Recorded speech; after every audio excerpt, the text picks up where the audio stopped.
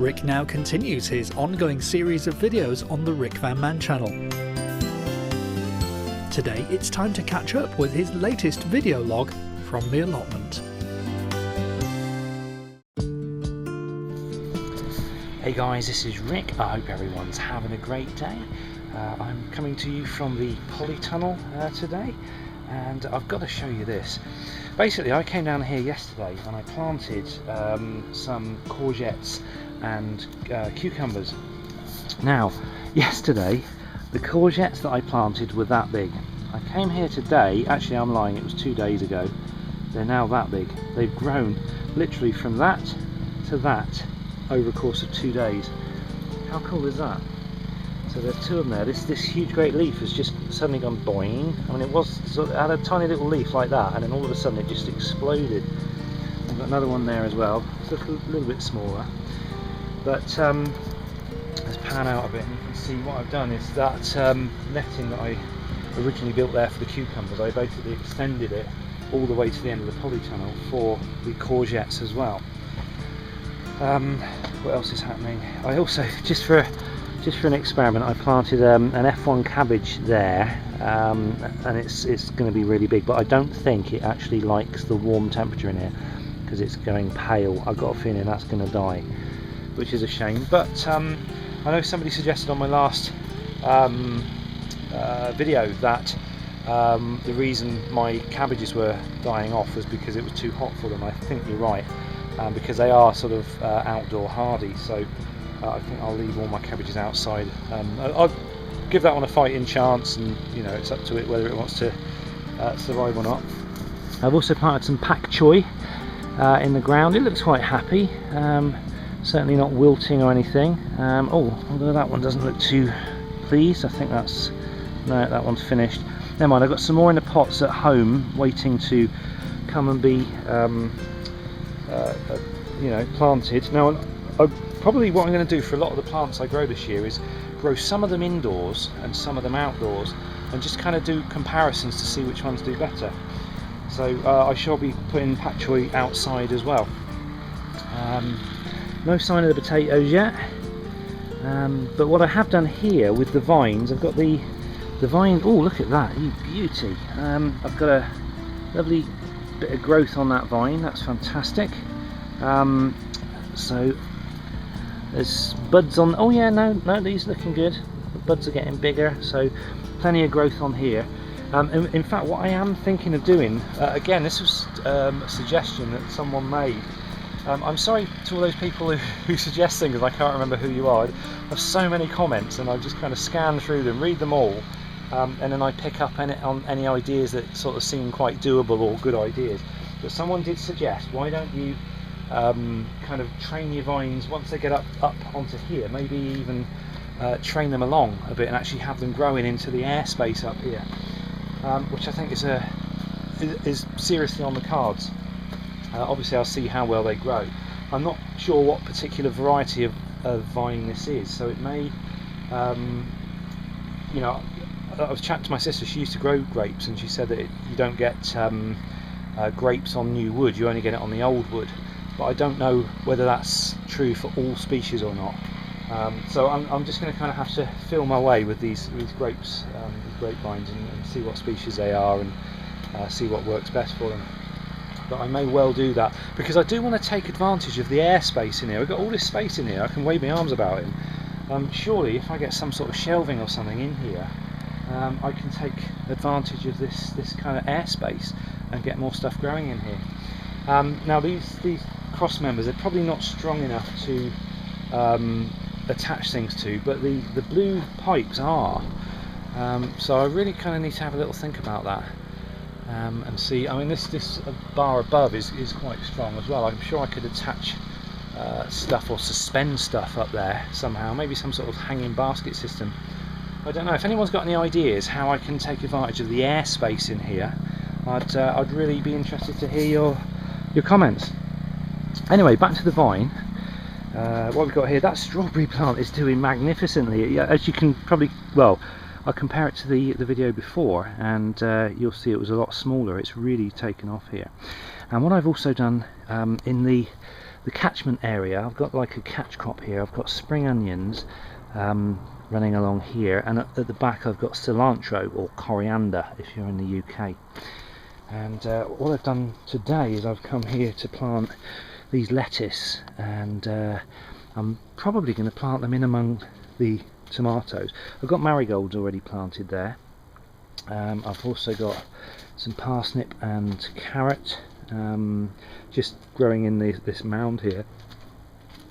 But yeah, I think the lettuce, there's this space here that I can slot all sorts of catchment crops in. So I'm going to have a little go with lettuce. Obviously you can see I've got my tomato plants in. I've only got 3 in at the moment. I've got 3 Moneymaker, and this plot is reserved for I thought it was Alicante, but it's not. It's Gardener's Delight. I've got a load of small little seedlings coming up at the moment, but I want to sort of develop them to that size before I bring them here. And the other thing is, what I have noticed is when you bring a tray full of seedlings, like I did, say for example for the cucumbers, I only actually had room to plant 3 cucumbers, but I had these 2 left over, and it just kind of seems tragic that they're homeless. They've got no home, and I've got no space to put them anywhere. If I put them outside, they probably won't do that well. You know, I suppose I could sort of put them up at the back against the fence and just kind of let them grow up the fence and see what they do. In fact, that's a really good idea. I think I'll do that. But the same goes for the tomato plants. I've only actually got 2 spaces for 2 tomato plants that I shall bring along later, but I've got all 9 of them are coming up in the little seed tray that I've got. So it means I'm going to have to throw 7 of them away or find homes for them outside. It just seems like a waste. I mean, I know you can get the pick of the bunch because obviously you go for the biggest and the best to put in your main growing areas, but it just seems a shame that you've got all these tomato plants and other plants left over and you can't really do much with them. But I probably might put some tomatoes outside just purely for you know, just because I can, if I've got space. Let's have a quick look out here. Let's start up the end and go down. The blackcurrant bushes looking fantastic. Look at this, loads of growth on both of them. Really happy with that. We're starting to get potatoes come through, so that's really good. Quite happy with that. No sign of the rocket. The rocket is the only potatoes that I've got this year that are from an actual proper seed potato, and there is no sign of them anywhere, not even in the polytunnel.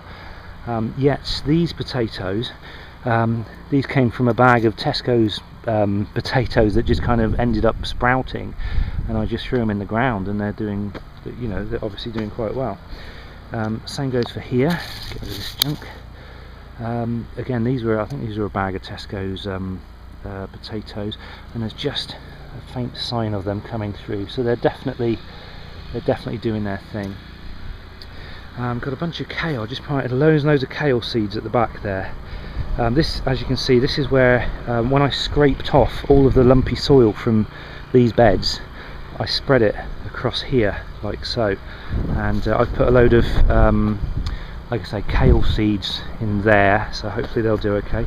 And I decided also to plant my pumpkin seed, and I've got it up this end. I don't think anybody's going to be taking this allotment this year, so what I'm going to do is I'm going to train the pumpkin to go that way, and then it can grow to its heart's content over there, hopefully. Now, there was a frost last night, but it seems to have done okay, although look at that, it's getting eaten by something. How annoying. Not sure what would have been eating that, but clearly something's had a go at it. Never mind, all part of the fun. I actually sneakily put in another. Good grief, has that come up already? And it's been eaten. Look at that. Hang on, that can't be right. That was a pumpkin seed I pushed into the ground about 3 days ago.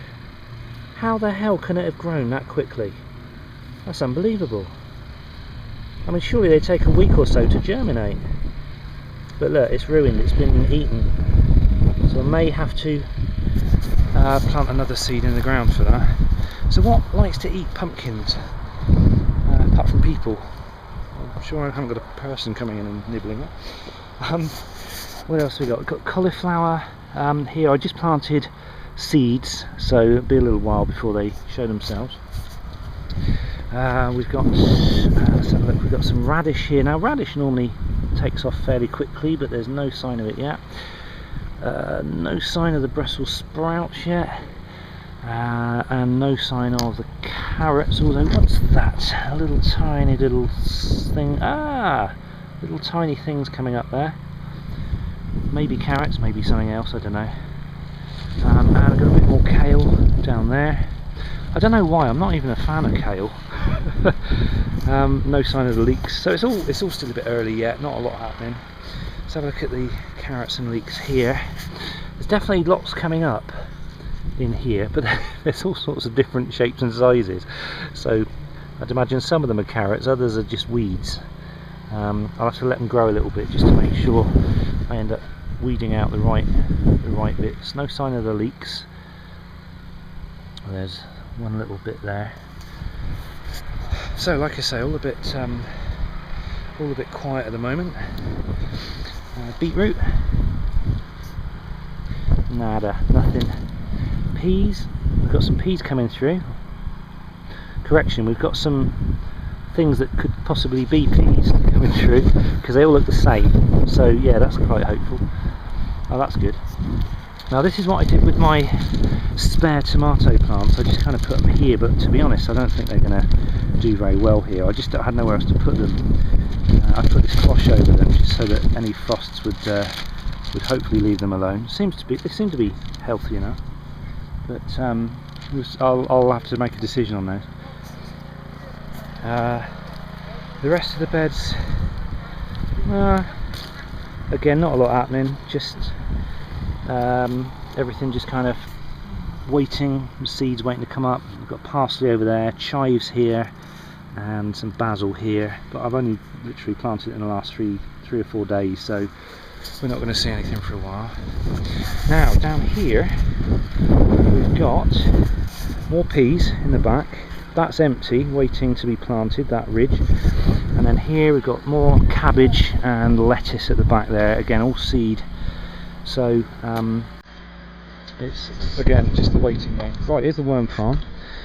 Now, as you may have noticed, I've got a second bowl on there now. What I did was I actually put a load of scrap in there, a load of kitchen scraps, but I think the kitchen scraps were a bit too acidic because all the worms decided they wanted to get down into that bin. So I've added a load of soil, and they seem okay now. They seem a little bit more contented. I lifted this out earlier and there's just more soil in there and the little worms are on it. So I think they'll slowly start working their way through that now.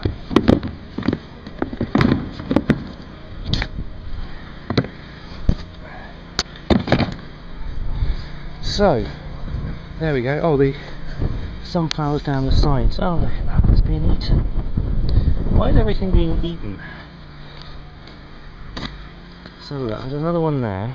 That's gone. No. That one's gone. That was eaten. Look, it's been eaten off. That's been eaten. That's been eaten. Little buggers. What's been eating my sunflowers then? They're all gone. That one's been left alone. That one's okay. That one's okay. That one's okay. That one's okay. Okay, so I'm just starting to find out that things are being eaten. Not quite sure what. The only pest problems I've ever had before generally has been slugs, but normally slugs will leave a kind of slick trail and there's like a telltale sign of slugs, but I don't know what's been eating those. But I have got some more sunflowers growing at home, so I'll wait till they get to bigger plants and then plant those. That's really disappointing. Oh well. Right, I'm going to get on and plant this lettuce. Okay, we're there. As you can see, there's all my lettuce just planted in there. I have no idea how well they're going to do in this soil, but there's only one way to find out. That's to show me. There's not much else I can do today, really. I've got, like I say, I've got lots and lots of seedlings at home, sort of, looking like this. But it's still just a little bit too early. They're still saying that there may be frosts later on this week, and like I said, there was a frost last night as well. So I'm kind of reluctant to bring them down, or bring down anything that needs planting outside really, until that, that danger of frost goes. So it's just a bit of a waiting game now. So anyway, there we go, that's it for today. Thanks for watching, guys. I will no doubt catch up with you in the next video. Take care.